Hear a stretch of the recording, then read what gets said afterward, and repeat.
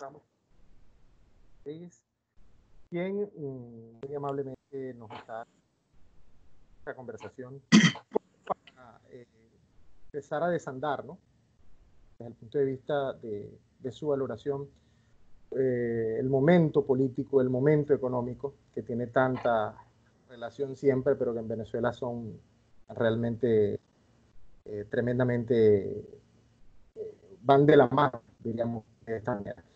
Y bueno, la primera pregunta que yo tengo que formularle, pues de alguna manera tiene que ver con esa preocupación que usted ha manifestado, esa propuesta elevada a una tregua por Venezuela.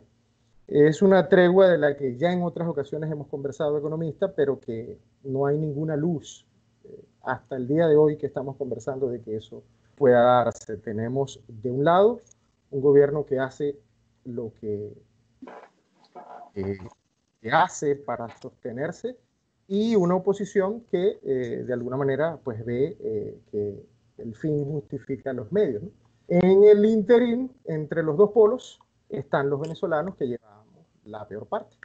Entonces, a mí me gustaría conocer su valoración en relación con este atasco en el que se encuentra el país en este momento. Sí.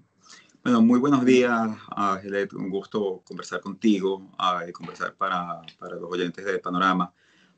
Fíjate, el secretario general de Naciones Unidas, Antonio Guterres, planteó la posibilidad de una tregua a nivel mundial entre los distintos bandos, ejércitos en conflicto, las guerras civiles que hay alrededor del mundo.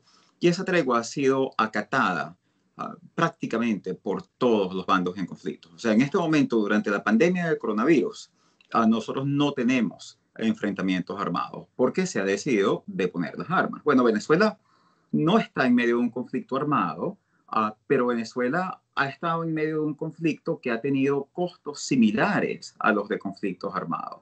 El producto per cápita venezolano ha caído en un 60% desde el año 2013. Esa es la mayor contracción en la historia latinoamericana. Ese es el equivalente a 3 grandes depresiones estadounidenses. Nosotros hemos tenido un éxodo en el cual ya más de 5 millones de personas están fuera del país. Ese es el mayor éxodo visto en el mundo desde 1990, el segundo mayor éxodo después del de Siria. Entonces, aquí lo que está ocurriendo con la economía venezolana, lo que ha ocurrido hasta ahora, es algo verdaderamente terrible. Y este año solo se puede poner peor. ¿Y por qué solo se puede poner peor? Porque tenemos el coronavirus y bueno, la gente no puede trabajar, la gente se tiene que quedar en casa, no puede generar ingresos. Eso te genera además una caída en los ingresos fiscales del gobierno, pero además los precios del petróleo han caído y los precios del petróleo venezolano están por debajo del costo de producción del petróleo, entonces ya no tenemos ingresos petroleros. Además, como se ha dado toda esta crisis en toda la región, entonces las remesas, que eran un elemento, se habían convertido en un elemento dinamizador de nuestra economía, se están evaporando. Entonces este es el peor de todos los mundos. O sea, si los países tienen, la mayoría de los países tienen crisis económicas fuertes, lo que les espera a Venezuela es algo inimaginable y ya viniendo de donde nosotros veníamos. Entonces aquí hay un momento en que hay que darse cuenta y que ambos lados tienen que darse cuenta a que hay que hacer algo para ayudar a la gente en medio de este proceso, porque si no nosotros vamos a tener una tragedia. Además, con un sistema de salud pública muy debilitado, hasta ahora la cuarentena ha sido efectiva, pero fíjate cómo se han comenzado a acelerar los casos. Ya tuvimos 77 casos ayer. Y eso va a seguir ocurriendo. Es parte de la dinámica y además tenemos esta población migrante que está regresando de alguna de lugares donde la tasa de infección es muy alta. Entonces, Venezuela tiene que lidiar con esto y hay que poner la vida de los venezolanos por encima del conflicto político. Yo entiendo que el conflicto político es importante, yo entiendo que los bandos sienten que su posición es la posición legítima y yo de hecho me identifico con uno de los bandos, me identifico con el bando opositor. Yo siento que el bando opositor tiene la razón en términos de la legalidad, tiene la razón en términos de sus reclamos sobre elecciones, pero también hay una realidad, que es que no han podido ganar. Entonces aquí tenemos lo que se ha convertido en un empate catastrófico. Ninguno de los lados es suficientemente fuerte como para derrotar al otro. Ni Guaidó ha sido capaz de sacar a Maduro del poder, ni Maduro ha sido capaz de recuperar las cuentas en el exterior, Citgo, la capacidad de vender petróleo, ni la relación con la comunidad internacional, que es fundamental para que un país se sostenga. Entonces, ninguno de estos dos lados ha sido capaz de imponerse. Y lo que ha ocurrido en medio de este combate es que los venezolanos y las venezolanas se han convertido en daño colateral. Y yo a veces e insistentemente le reclamo a los políticos de ambos bandos: ustedes no pueden tratar a la gente como daño colateral. Ustedes supuestamente están en la política para ayudar a la gente. Cuando la lucha por el poder se vuelve más importante que la vida de la gente, que es lo que está pasando ahora, que hay gente que, hay venezolanos y venezolanas que han muerto en los últimos días porque no consiguen gasolina para ir a un hospital. Eso es una tragedia. Eso tiene que estar por encima de cualquier consideración política. Eso tiene que ser suficiente como para impulsarnos a una tregua por el país, por nuestra Venezuela. Ese es un tema que en los últimos días ha sido ampliamente debatido, el tema del combustible. La crisis es muy fuerte, pero digamos, desde un sector y otro, hay como una pugnacidad en relación con incluso bloquear alguna posibilidad de llegada, de entrada de combustible a los puertos venezolanos. ¿Cuál es su visual un poco de esta puja entre un sector y otro? Sí, bueno, fíjate, yo hice una propuesta hace aproximadamente 6 semanas, que fue una propuesta directa a Juan Guaidó, el presidente de la Asamblea Nacional, y la persona que es reconocido como presidente interino por 57 países. Y yo le hice la propuesta de que mandase petróleo a Venezuela. Nosotros tenemos una empresa. Esa empresa es de Venezuela. O sea, eso quiere decir que esa empresa es de todos los venezolanos. Nosotros tenemos una empresa que produce 600.000 barriles al día de productos refinados y exporta casi 200.000 de esos barriles. Eso es más que las necesidades que tiene Venezuela en este momento para alimentar sus necesidades de gasolina. Entonces, mi planteamiento a Guaidó y a Maduro es: pónganse de acuerdo. Y este no es un acuerdo en que ustedes tienen que reconocerse, ni que validarse, ni que quererse, y ni siquiera se van a tener que dar la mano porque lo pueden hacer por Zoom. Pero pónganse de acuerdo en este momento. Pónganse de acuerdo para que entre gasolina al país. Que si Guaidó la trae, entonces la Guardia Nacional se la va a robar y la va a comenzar a bachaquear. Bueno, por eso es que tenemos que tener un acuerdo. Traigamos organismos internacionales para que supervisen la entrega. Traigamos a la misma Asamblea Nacional, que parte de la condición del acuerdo sea que Maduro acepte que la Asamblea Nacional tenga un rol supervisor. Acordemos un mecanismo de distribución, además con precios racionales, para evitar que la gasolina se termine yendo para Colombia, como ocurrió en el pasado. Acordemos un mecanismo de distribución de forma que le llegue a los venezolanos, y que le llegue a los venezolanos sin sobreprecio, y que le llegue a los venezolanos sin que exista renta de corrupción. Pero todo eso se puede acordar, se puede negociar. Porque fíjate, la idea... O sea, nosotros los venezolanos hemos estado hablando mucho de diálogo y de negociación, y la gente está cansada de oír de diálogo y de negociación, y yo estoy de acuerdo con ellos. Porque yo sí creo que en nuestro conflicto político es muy difícil que el diálogo de por sí solo te lleve a una solución del conflicto político. Pero aquí no estamos hablando de una solución del conflicto político. Aquí estamos hablando de acordar medidas específicas para proteger a la gente. Mira, hasta en las guerras, los ejércitos se ponen a un lado en el momento que le toca entrar a la Cruz Roja y a las agencias de ayuda humanitaria para socorrer a los heridos. Porque cuando un soldado queda herido, el soldado se convierte en un no combatiente, y por lo tanto no debe ser blanco del fuego. Si los soldados de ejércitos que están tratando literalmente de matarse el uno al otro son capaces de permitir eso, son capaces de permitir y de acordar reglas, si existen reglas de la confrontación en este momento aceptados por la comunidad internacional, aceptados por la jurisprudencia internacional de crímenes de guerra, que efectivamente codifican normas que impiden dispararle o hacerle daño o utilizar como daño colateral a la población civil. Bueno, ¿por qué no podemos tener eso mismo para los venezolanos? Que haya un conflicto político, está bien. que ese conflicto político se dirima de una forma política, pero que no se queden los venezolanos sin gasolina, sin electricidad, sin alimentos, sin medicina, como resultado de ese conflicto que nadie además puede ganar. No empezamos a transitar todavía el escenario más catastrófico que tiene que ver con los ingresos, sobre todo petroleros, porque recién no hará un mes, y son ventas a futuro, que prácticamente el petróleo venezolano estaba en cero prácticamente, a decir de los descuentos que tienen que emitirse, a decir de los precios del mercado internacional. Una vez que empecemos a transitar ese sendero, que probablemente sea finales de este mes en cuanto a ingresos, ¿en qué escenario nos vamos a encontrar?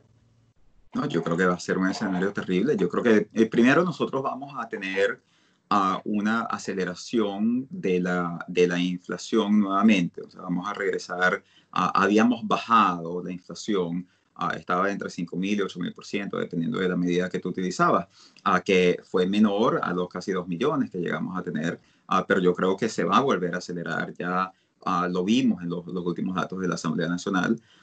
Y se va a acelerar por una razón muy simple, porque al gobierno no le va a quedar ninguna otra alternativa sino imprimir dinero. Por eso es que, por ejemplo, otra propuesta que yo hago es la propuesta de ir al Fondo Monetario Internacional. El Fondo Monetario Internacional tiene recursos para atender este tipo de emergencias. Y Venezuela es miembro del Fondo Monetario Internacional. Venezuela tiene derecho a utilizar esos recursos. No son los recursos asociados con un programa de ajuste del Fondo Monetario Internacional. Esto es otra cosa. Es dinero. Se llama el instrumento de financiamiento rápido para atender emergencias. Fue lo que utilizó, por ejemplo, Ecuador cuando el terremoto. En este momento hay 102 países en el mundo que están pidiendo asistencia del Fondo Monetario Internacional para enfrentar la pandemia del coronavirus. Venezuela es uno de los únicos que no. Y no lo está haciendo, no porque no haya querido. El gobierno de Maduro introdujo una solicitud, pero el problema es que el Fondo Monetario no reconoce ni al gobierno de Maduro ni al gobierno de Guaidó. Dicen que no se ha logrado consenso entre los distintos representantes en su junta directiva de los distintos países miembros y por lo tanto no van a aceptar una solicitud ni de Maduro ni de Guaidó.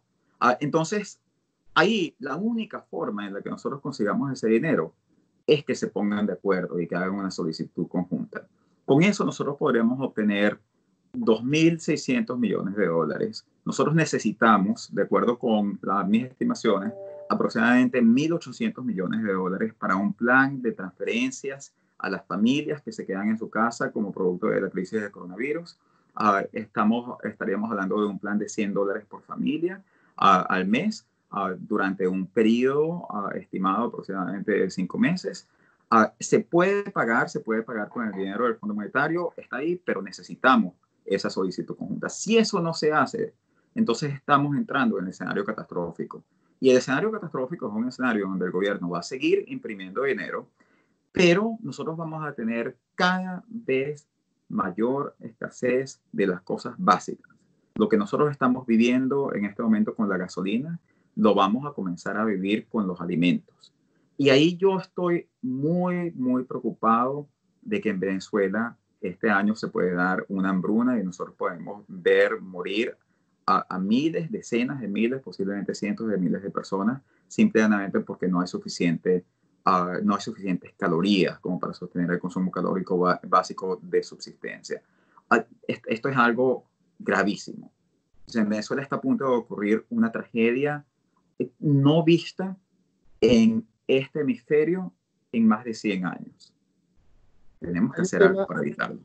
Claro, hay un tema que no quiero dejar de tocar, es un tema en el que usted ha sido bastante beligerante, es el tema de la elección del litigio ante los bonistas, en particular de PDVSA, una decisión que en el seno de las autoridades que designó la Asamblea Nacional incluso ha generado ciertamente algunas diferencias no menores, como la de Alejandro Grisanti en relación con el bono de PDVSA. ¿Sigue usted apostando más hacia la posibilidad de un entendimiento con los bonistas, más allá de entrar en un litigio con ellos? Sí, no, fíjate, mi posición en eso, y yo en este tema he sido bastante claro, Yo no tengo una posición fuerte con respecto a ese tema, con respecto a si el gobierno interino lo está haciendo bien o no. Yo creo que ahí hay una duda razonable que ellos han planteado sobre la constitucionalidad de esa emisión. Es un tema de derecho constitucional complejo. Entiendo que los constitucionalistas difieren con respecto al tema de si una empresa del Estado necesita autorización constitucional o no.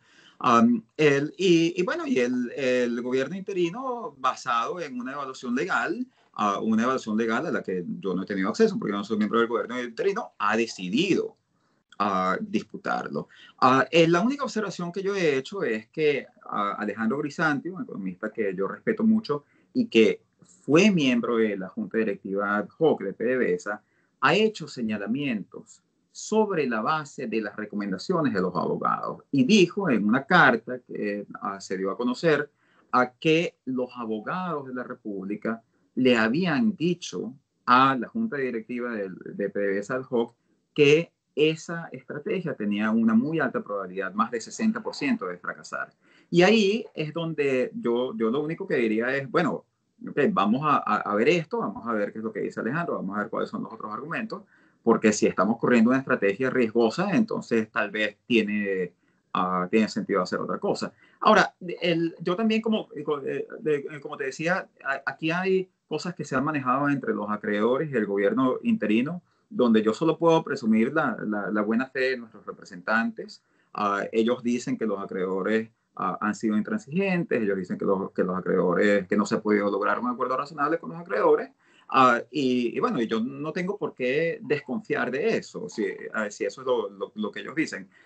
Creo que todo el mundo está de acuerdo aquí en que lo deseable es un acuerdo con los acreedores. La pregunta es, ¿en qué términos? Como esta negociación no se conoce públicamente, ni la conozco yo, entonces no sabemos, ni podemos, ni sería ni siquiera apropiado debatir, aun si lo supiésemos, cuáles son los términos de esa negociación. Espero que este tema se maneje con prudencia. Tengo muchísimo respeto por Alejandro Grisanti, es un extraordinario economista.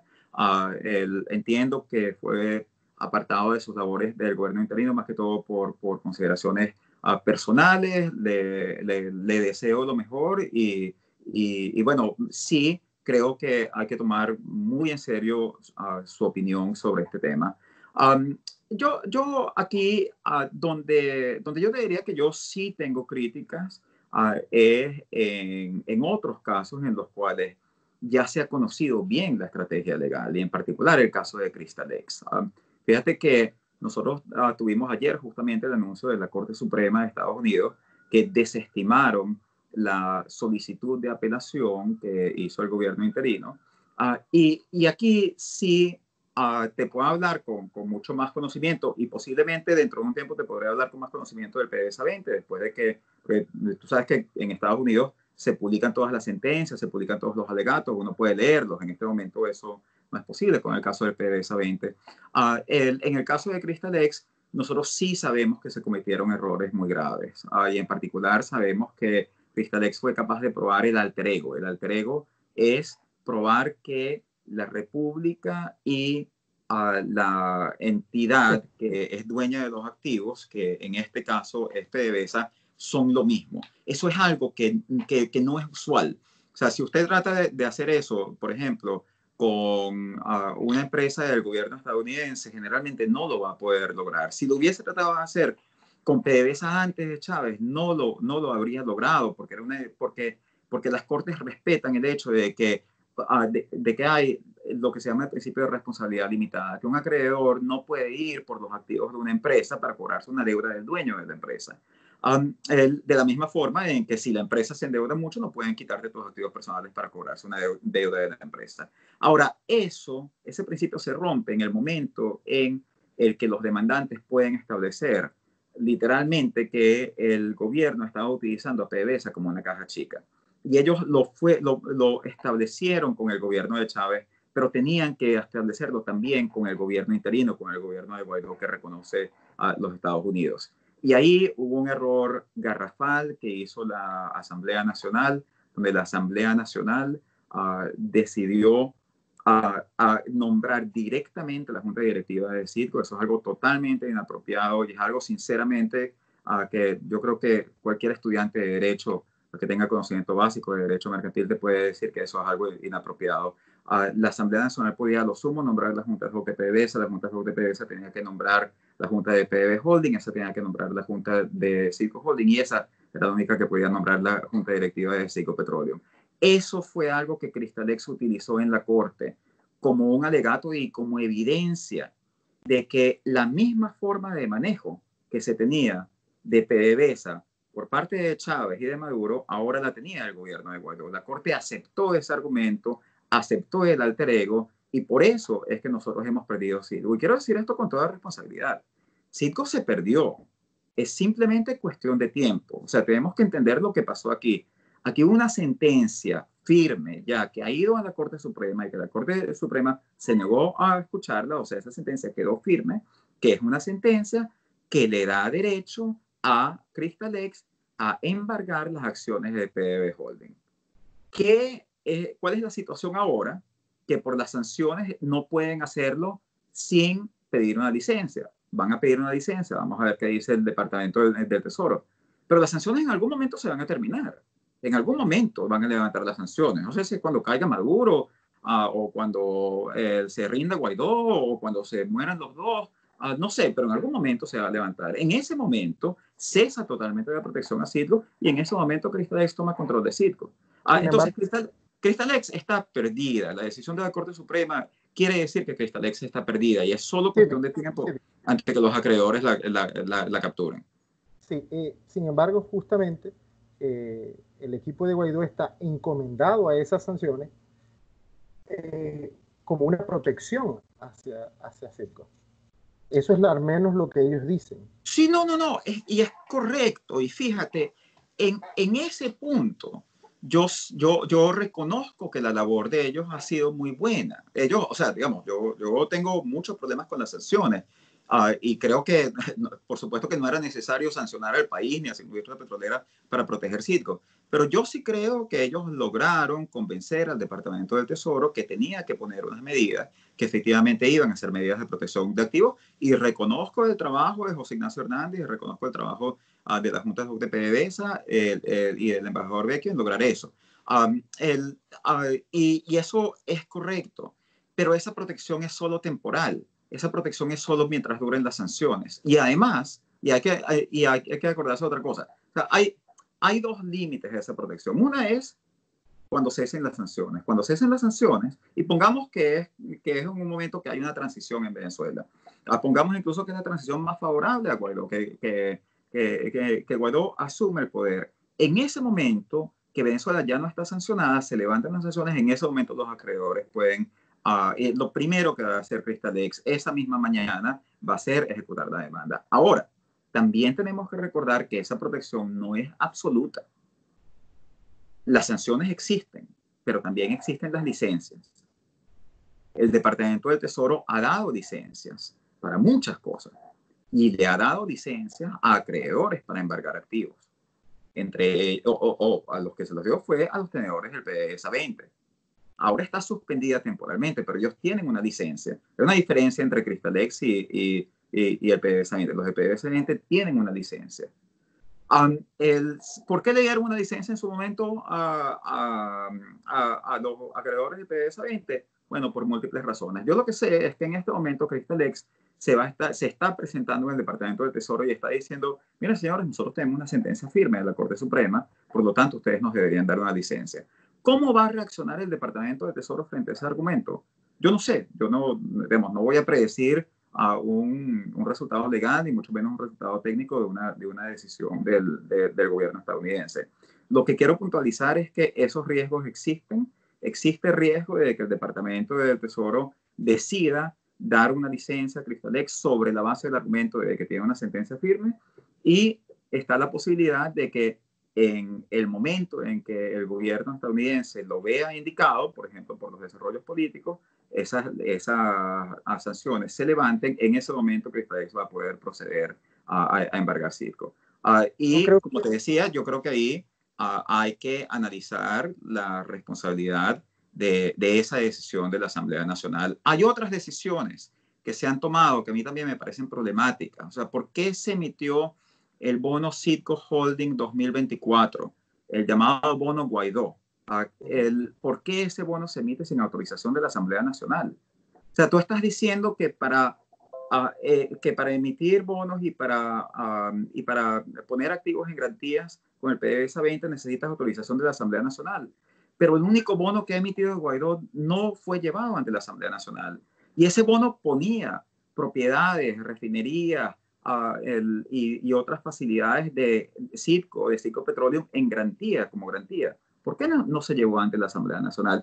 Eso te genera el tipo de inconsistencia que yo estoy seguro que los abogados van a utilizar, como logró utilizar Cristalex, esa evidencia del alter ego. Y en este sentido sí creo que es necesario tener una planificación legal muchísimo mejor y mucha más conciencia de las decisiones, e incluso cuando se toman decisiones que causan daños a la República y que son evitables, claramente evitables, como en estos casos, yo sí creo que procede que se haga una investigación para aclarar que, bueno, una cosa es que se cometen errores, pero para aclarar que no hubo ninguna razón ulterior para cometer ese error que puede terminar favoreciendo a algunos actores adversos de la República. Lo que parece ser es que una licencia en favor de Cristalex para proceder en la medida sería un golpe muy fuerte políticamente para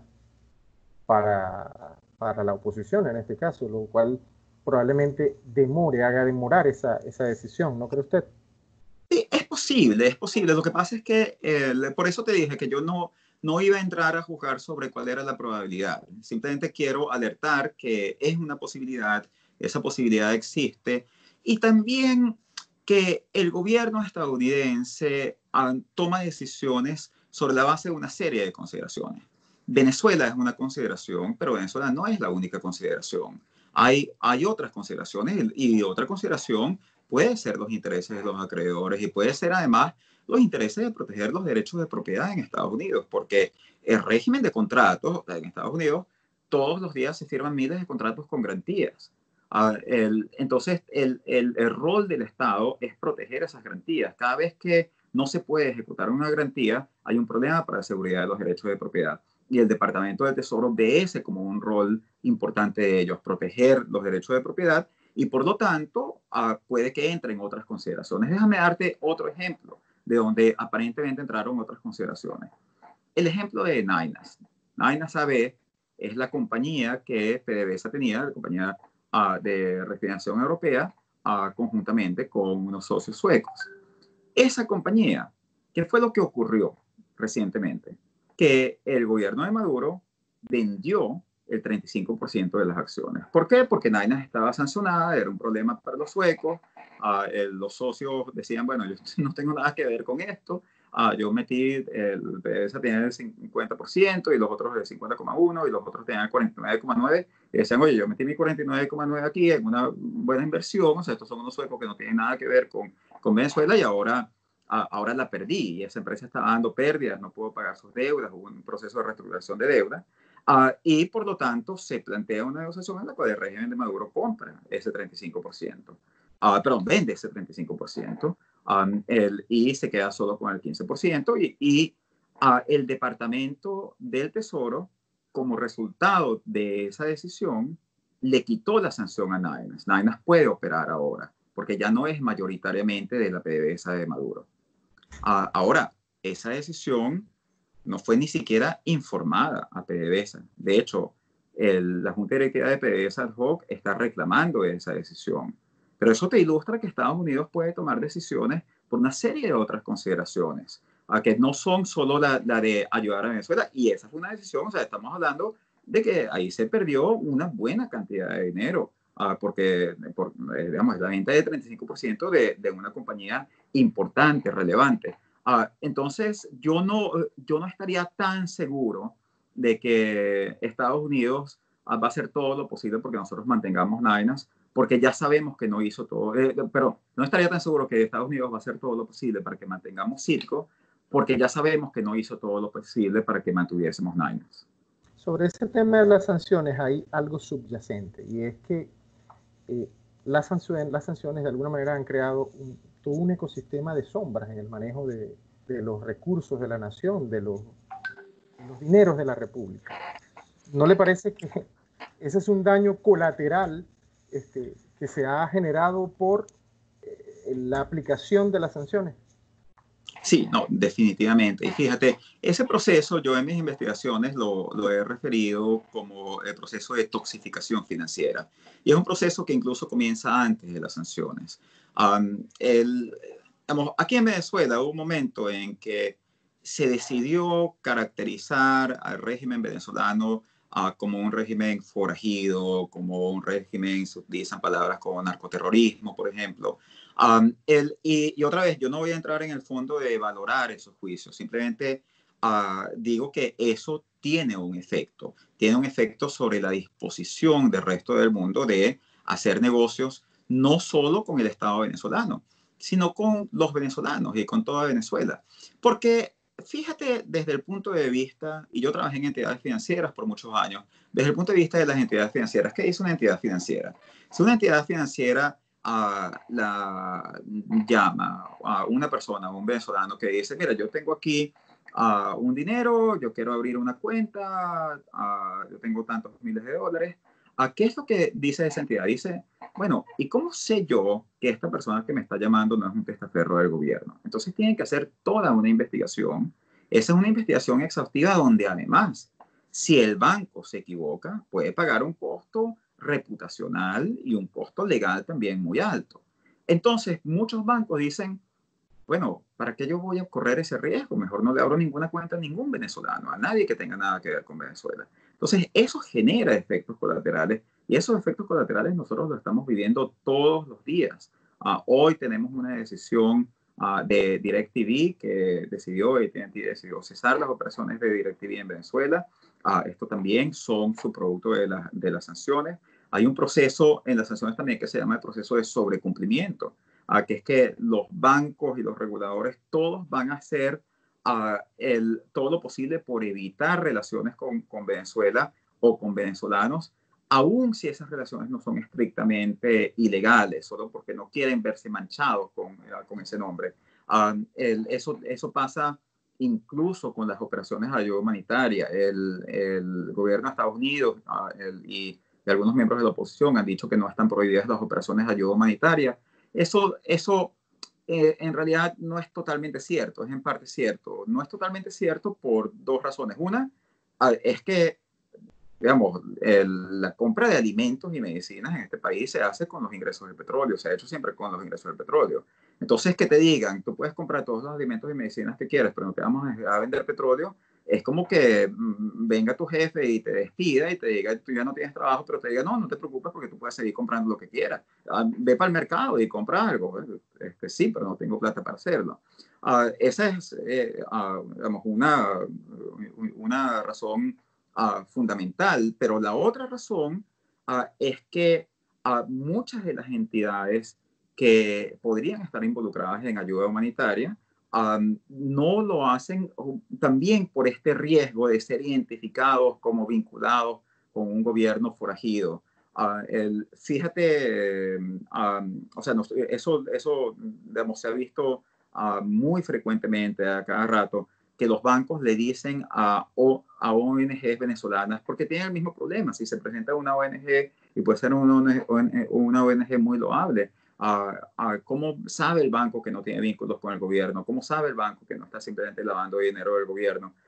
Entonces el banco se cura en salud, dice no lo hacemos, y tú tienes muchos casos de ONGs que no han podido movilizar recursos a través de Estados Unidos para cumplir labores muy necesarias. Entonces sí hay efectos humanitarios muy fuertes, muy graves. Por último, economista, es un poco evaluar la fórmula que el gobierno de Maduro ha escogido para aguas abajo, pues enfrentar el tema de la pandemia, en particular hacia el sector de la economía. Es una fórmula repetida, pago de nóminas, bueno, exoneraciones en este caso, el sector comercio, pago de alquileres, pago de servicios, pero pareciera que la receta es la misma para una enfermedad completamente distinta. Sí. Mira, el problema con el enfoque del gobierno es que es una política de un país rico y la está tratando de implementar un país que está totalmente quebrado. Pero es un país que está hiperquebrado, porque es un país que ya no tiene dinero, que tampoco tiene ingresos, por lo que discutimos antes, la caída de los precios del petróleo, que el dinero que tenían en algunas cuentas está congelado, entonces tienen muy grandes dificultades para realizar cualquier tipo de pago. Y eso, digamos, involucra un problema grave desde el punto de vista de implementación de estas políticas, porque estas políticas requieren recursos. Como te describía, es necesario pagarle a la gente para que se quede en casa. Y no solo es necesario pagarle a la gente para que se quede en casa, sino que no basta con que tú le des a la gente un dinero y pongas ese dinero en sus manos.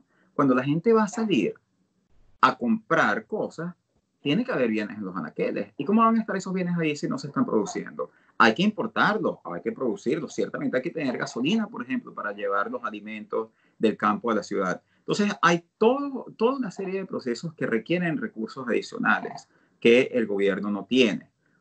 Y fíjate, cuando otra vez, te reitero, digamos, no hay prácticamente ningún otro país del mundo que haya hecho abolición de los alquileres. En todo caso, lo que se ha dado en la mayoría de los países es una suspensión de los desalojos, pero eso es distinto de abolir los alquileres.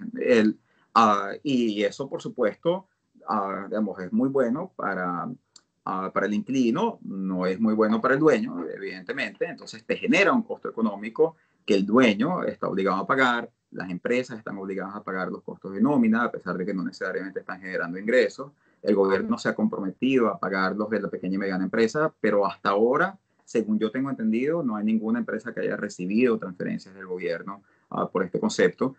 Entonces, yo creo que aquí hay un problema entre lo que se está tratando de diseñar y las posibilidades reales. Ahora, esas posibilidades reales, como te decía, también dependen de los recursos, dependen de lo que los economistas llamamos espacio fiscal. Venezuela no tiene espacio fiscal, por lo tanto lo tiene que construir con un acercamiento entre ambos lados para poder ir al Fondo Monetario, para poder tener acceso a los recursos congelados en el exterior. Y para poder conseguir algo, porque si no, lo que va a pasar es que lo que tú trates de pagarle a la gente no se lo vas a poder pagar o se lo vas a pagar de forma totalmente inflacionaria y no va a valer nada. Y la gente va a salir a trabajar, va a salir a buscar hacer algo, no va a conseguir los bienes, se va a desatar una hiperinflación, podemos entrar en una hambruna.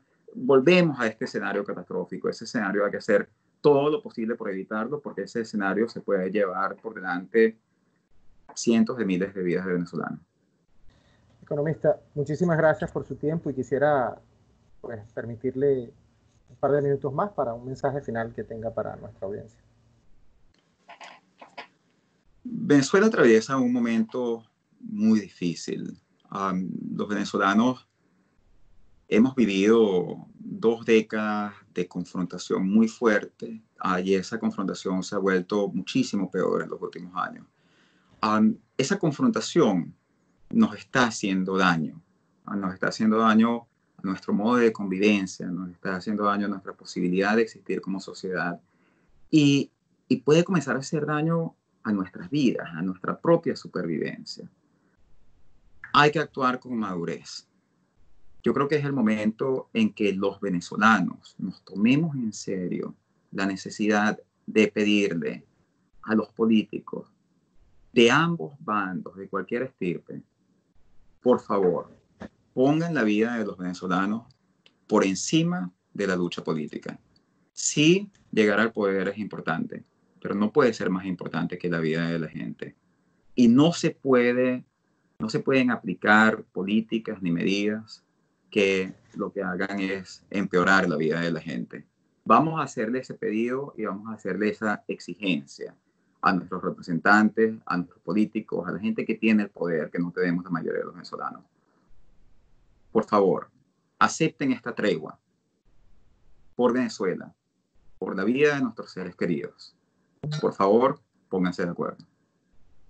Muchísimas gracias, economista, y a ustedes, amigos de Panorama, por seguirnos a través de las diferentes cuentas y en nuestra página web www.panorama.com.be. Feliz día. Muchísimas gracias. Creo que ha sido bastante claro